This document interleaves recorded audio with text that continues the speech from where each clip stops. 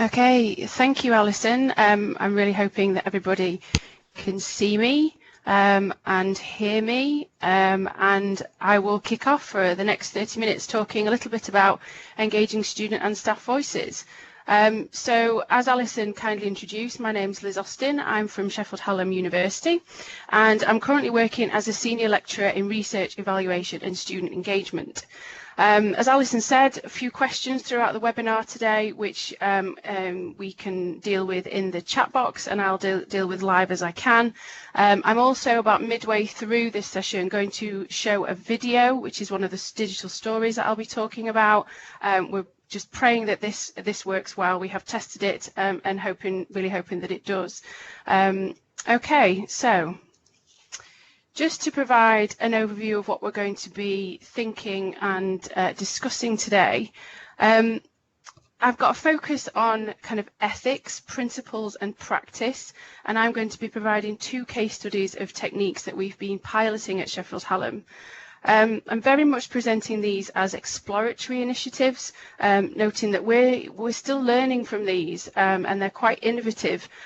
So alongside the kind of practicalities of these and the ethical underpinnings of these, we will be, or I'll be presenting some of the lessons that we've learned since we've started. So throughout the presentation, I'll refer to how I think you could use some of these approaches to generate evidence for enhancement. I'll talk a little bit about the utility of them, and I'd also encourage you to think about application to your own context as we go along. Okay, so I think it's important to start the session by framing student and staff voices, and I'm very much presenting my own perspective on this, and appreciating that those listening may be coming from slightly different perspectives or slightly different backgrounds. But because my role at Sheffield Hallam is very much linked to research and evaluation and evidence-based enhancement, that's how I'm framing the collection or engagement of student and staff voices.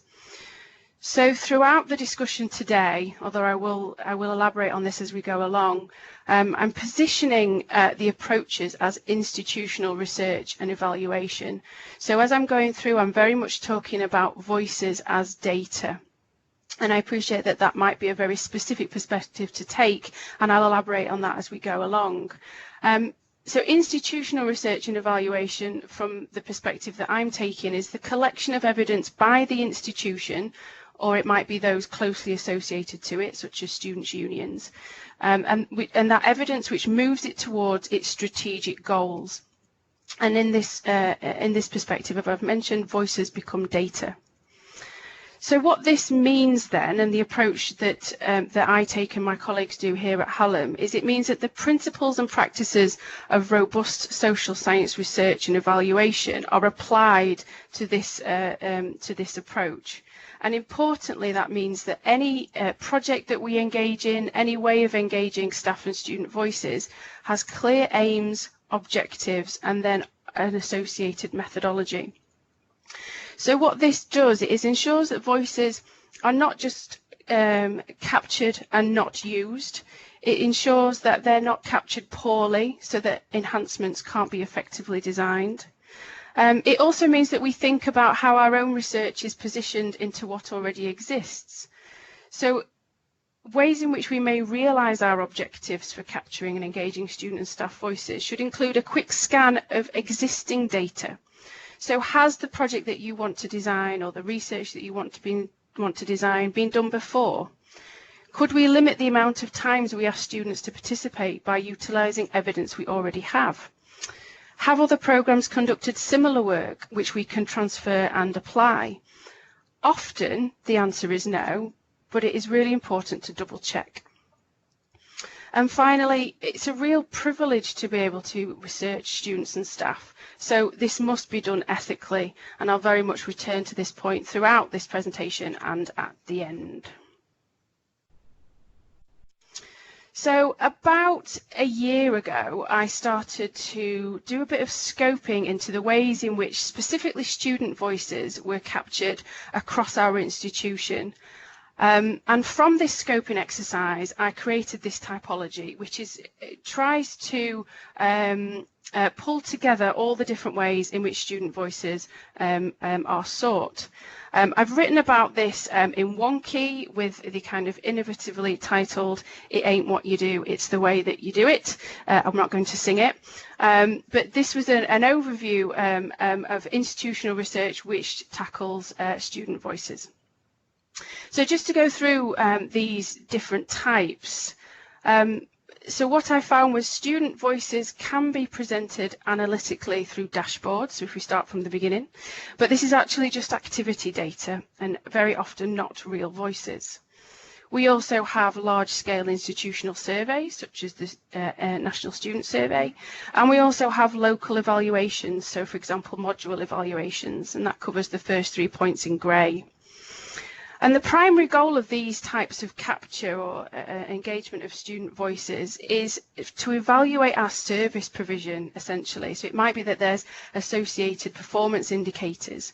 And I've started to call this service evaluation. And the primary reason for this is for internal reporting, and often ethical oversight is quite patchy. Moving on to the two purple types here, we find that small-scale reflections and pilot studies by staff, for example, for curriculum development, and larger evaluations of impact, for example, widening participation and access funding requirements, have an element of service evaluation and the generation of new knowledge, which moves us into research. And ethical oversight often varies in this kind of purple middle area for various reasons, such as pressure on time and possibly limitations of a formal approval process. But actually those purple boxes in the middle is actually where the most innovative practice for enhancement is often explored. And then finally, moving on to the green bits at the bottom, research done by students and staff which utilise student samples, so student voices, often strictly governed by ethical approval processes, so can legitimately be shared externally and internally, but is often the most underused for internal institutional enhancements. So it might be that these studies aren't written up or are written up, but then there is questions around what has actually changed as a result. So I appreciate that that's an awful lot of information to absorb, and that's my sense making of student voices as it exists. And I just want to pause for a minute to ask you to reflect on a couple of questions. So in the chat box, can you start to list, if possible, types of methods that you use for capturing student voices? And if possible, relate that to this typology. So what types of capture do you find the most useful when we're specifically thinking about enhancements? So you can see that Alison's posted these questions in the chat box.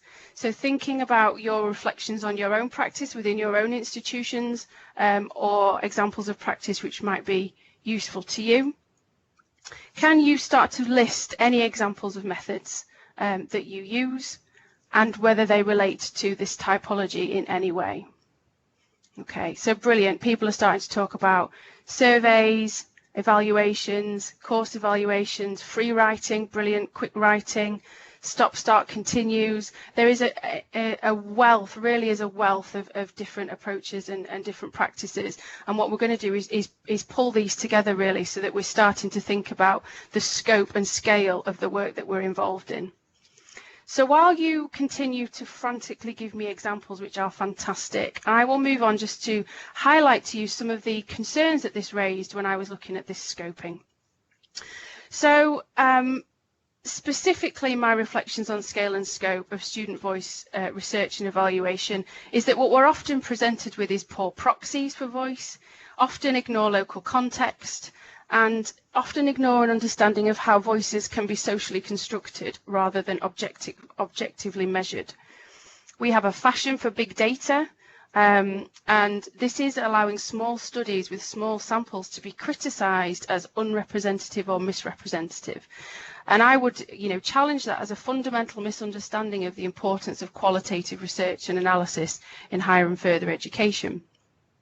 More worryingly, I see a trend for over-researching students, which we need to take into account, which is increasing the volume of our requests and risks an exploitative approach to engaging students in institutional enhancements, and this is a real concern. Sheffield, Hallam and my colleagues in my directorate have just published a report on the use and abuse of student voices, and the references at the end of this presentation. You may also find that useful. So this is why, you know, in relation to these concerns, I would defend the innovative, the exploratory, the contextual approaches to institutional research, which place greater emphasis on ethical practices for all those that undertake it. Okay. And some of the principles that have developed out of this kind of scoping exercise that I did, and I would kind of say to you to consider in some of the enhancement activity that you might be doing, are as follows. So, innovative as a starting point. First question, do you really need another survey? No, you probably don't. You can also think beyond the traditional focus group, and I'll explain a little bit of my thinking there as well.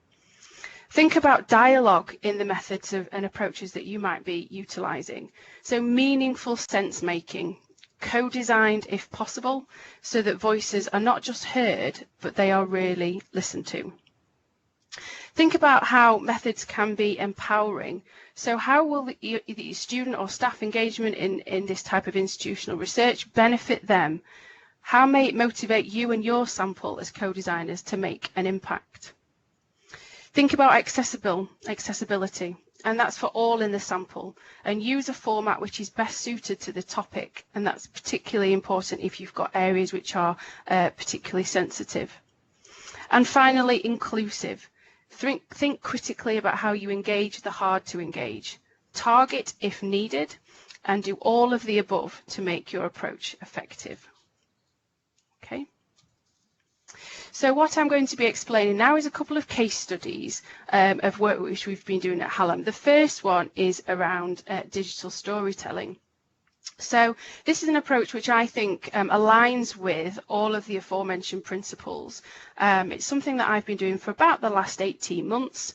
And it was based on, my experiences of digital storytelling are based on an introduction to this by a colleague called Chris Thompson at JISC. And the way that I was introduced to digital storytelling used the following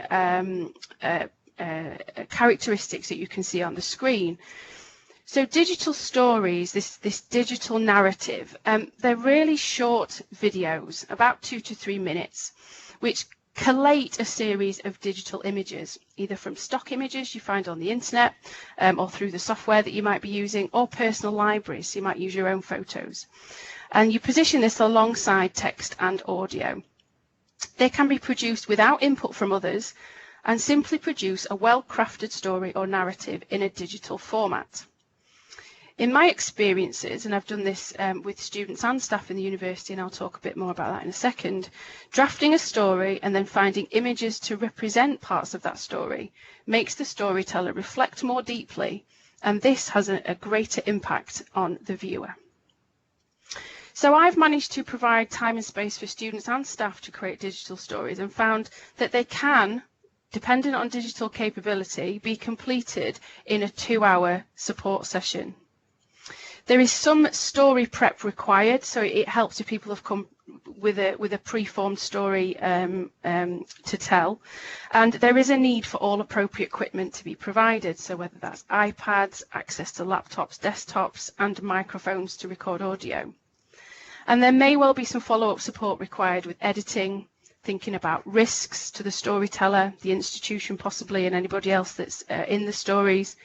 There is a need to think about copyright and permissions with any images that are used, and really importantly, consent.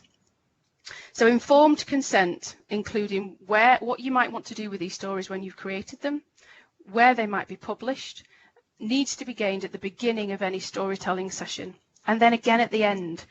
And what you have to become comfortable with, and I've developed this as I've been doing this, is that the process of storytelling might be beneficial to the storyteller, So you might have gone through the process and the story's been told, but on reflection, the stories are then not shareable, and that's either your decision or it's the decision of the storyteller that actually this was for personal benefit, got a lot out of the process of storytelling, but actually I don't want this to be used as data or in any other way. So what I've done in addition to this webinar is created a how-to guide. It's basically a frequently asked questions around digital storytelling, because you might be sat there thinking, how on earth do you create these? What packages do you use? And I've also included an information sheet and a consent form so that you can think about how you gather consent from students in this way. Really importantly, before you try and teach others how to storytell digitally, create a digital story yourself. It's the best way of learning all the technicalities involved. So what I'm going to do now, hopefully, is show you a story that I created, one of the very first stories that was created with a student here at Hallam. So I'm going to flick to the slide and press play, lasts about 1 minute 30, and then I'll regain the audio.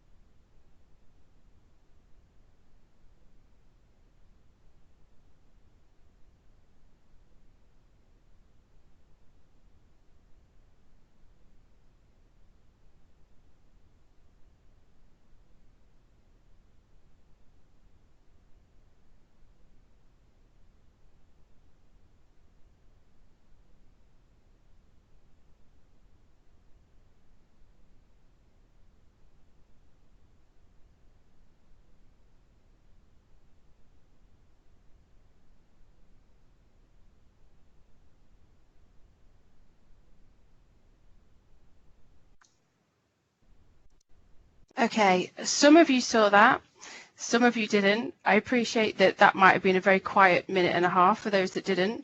If you didn't manage to see that, I've put links on the webinar here for where you can see some other digital stories and a toolkit as well that we've created with Yorkshire universities. And you will see that the stories are not particularly polished, but I don't think that matters.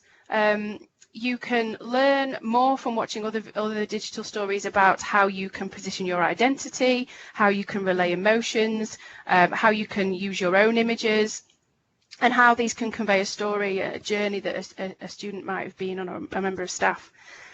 And the way in which I've used digital storytelling is very exploratory, small samples, but the stories can still become data if you want to analyse them.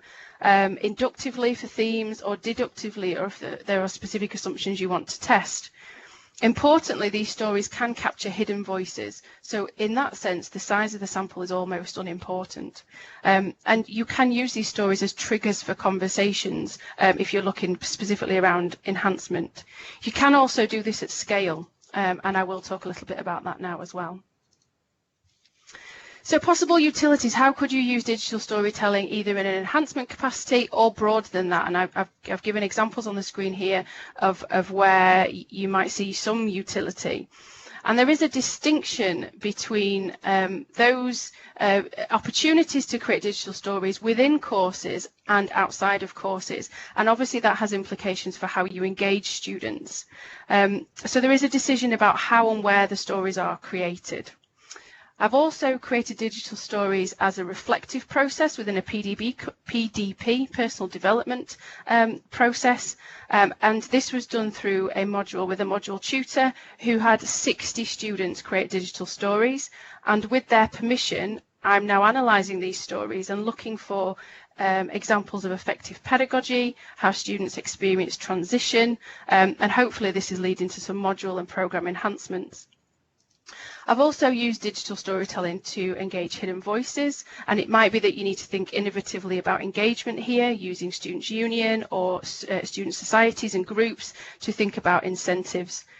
I include training on digital storytelling as an incentive, so as an employability skill, and students seem to see the benefit of this. So engage in this session, tell your story, but also develop a skill alongside. We're also looking at opportunities to use digital storytelling to show graduate attributes. We're also thinking about how this might really relate to a record of academic support or building relationships through academic support and academic advising. The really interesting one that I think may have some future utility is whether we can evidence learning gain through this progressive storytelling over time. Okay, I've also done digital storytelling with staff voices. One way of capturing staff voices is to think about dissemination activities for small-scale institutional research.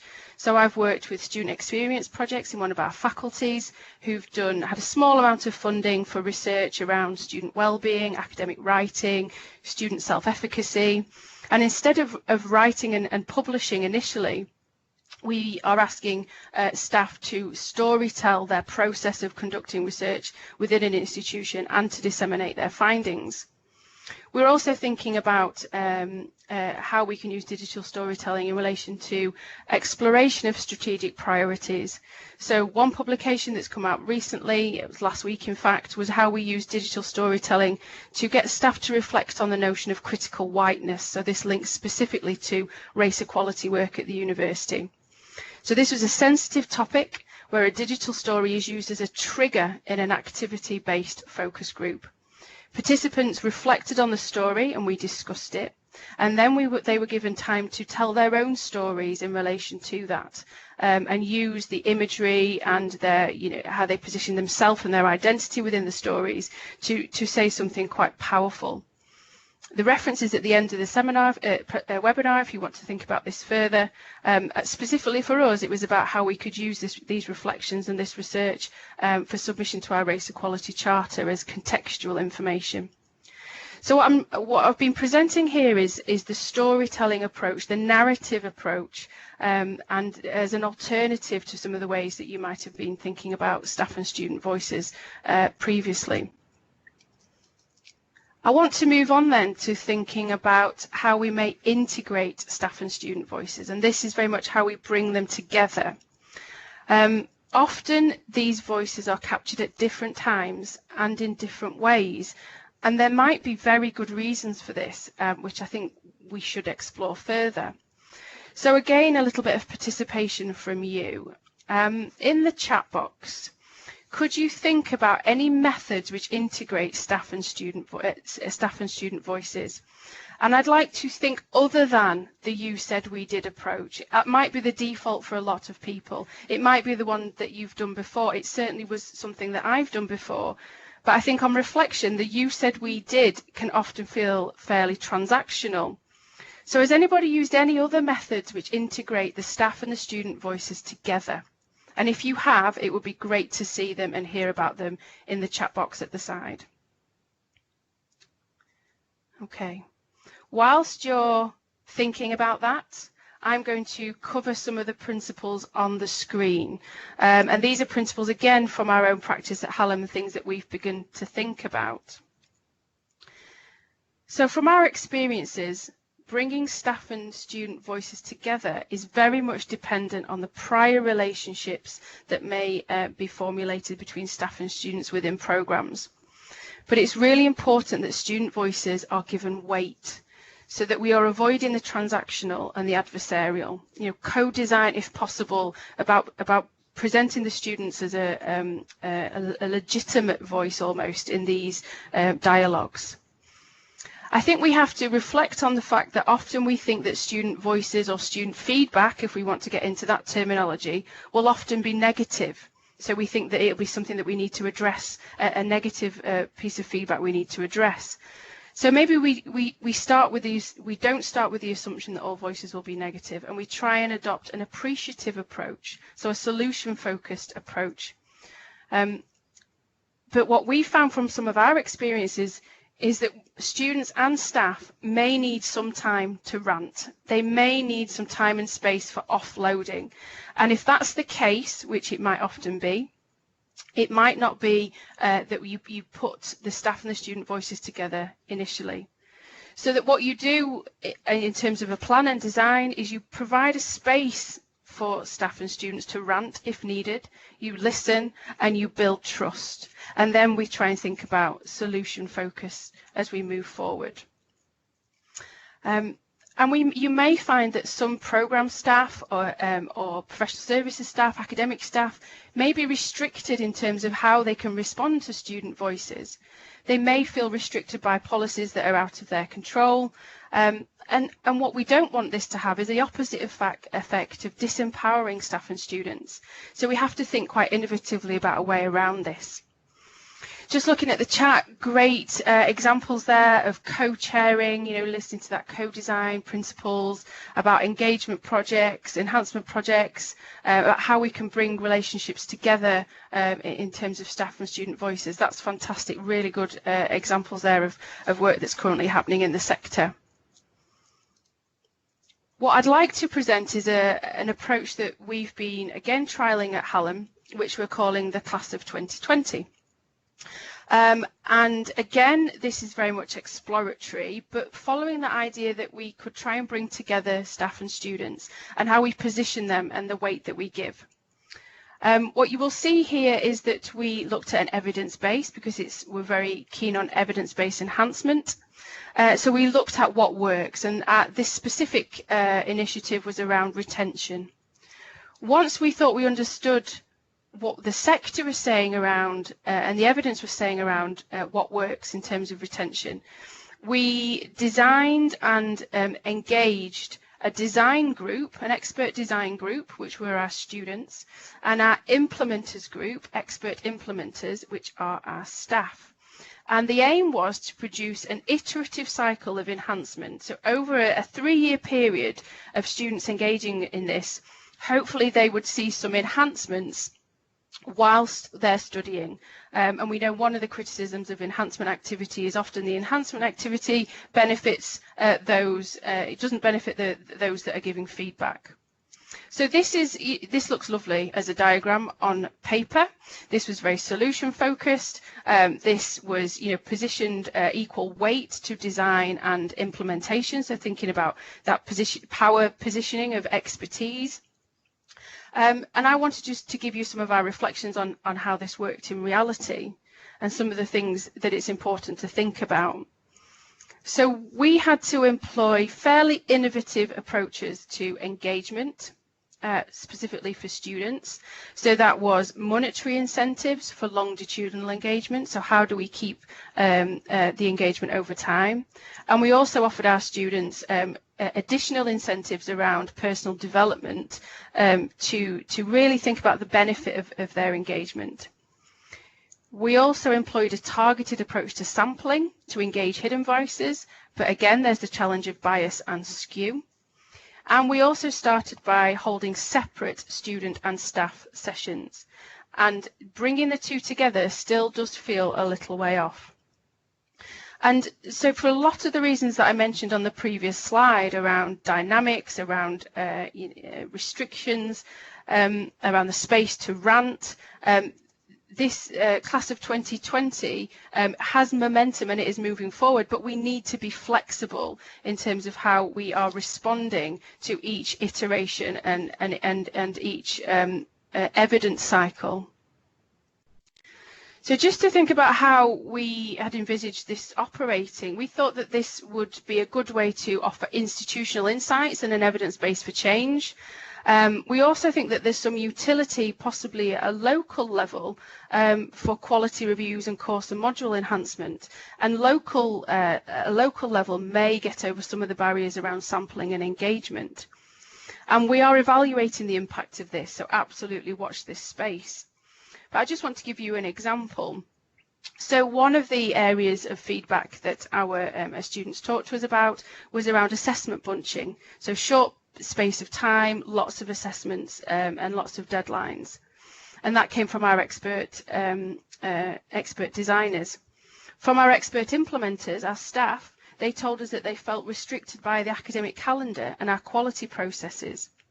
So rather than go back to students with this response, or to immediately get students and staff together to debate the issue, because ethically this felt wrong, we decided to think about other ways in which we can develop this. So that's going to a higher level, a more senior level than we were engaging in order to be able to implement change. So taking that evidence to a senior leader in quality and assurance.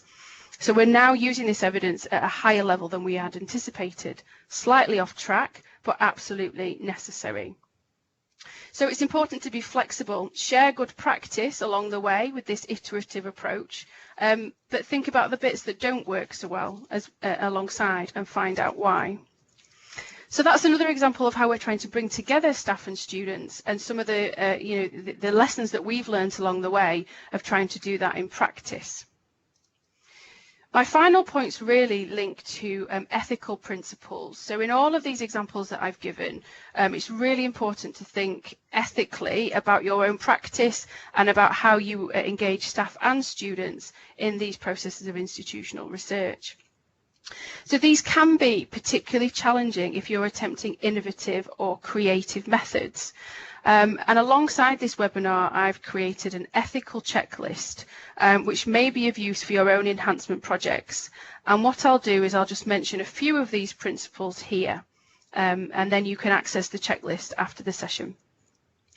The first thing to say would be to use the typology that I presented at the beginning of the session and think about whether your work is for internal purposes, so that kind of evaluation of service, or a generation of new knowledge, which is research. So what this will do is determine whether you should be sharing your results outside of the institution, and it may also affect your route for ethical approval or scrutiny. And that is not to say that if you don't seek ethical approval for the research that you're doing and you're keeping it in terms of internal reporting, that you don't act ethically. So you should still seek consent, provide information sheets and so on. Make sure that you work within relevant ethical guidelines for social science research. And this may be different to your disciplinary principles and backgrounds, but take into consideration the context in the exploration of staff and student voices that you might be engaging in. The BERA guidelines that I've put up on the screen are a good starting point. And think specifically about benefit and risk. So why would staff and students engage in your projects and your enhancement initiatives? The what's in it for them, I think, is really important.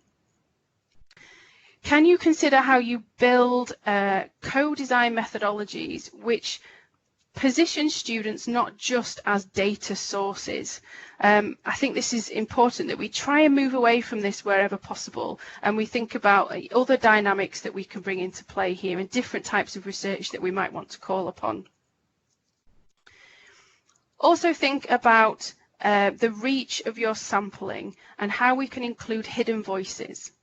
But take note not to over-research small cohorts. Now, this is a really difficult balance. So how do you engage the unengaged? How do you engage the hard-to-reach, the hidden voices, whatever phrase that you might choose to use?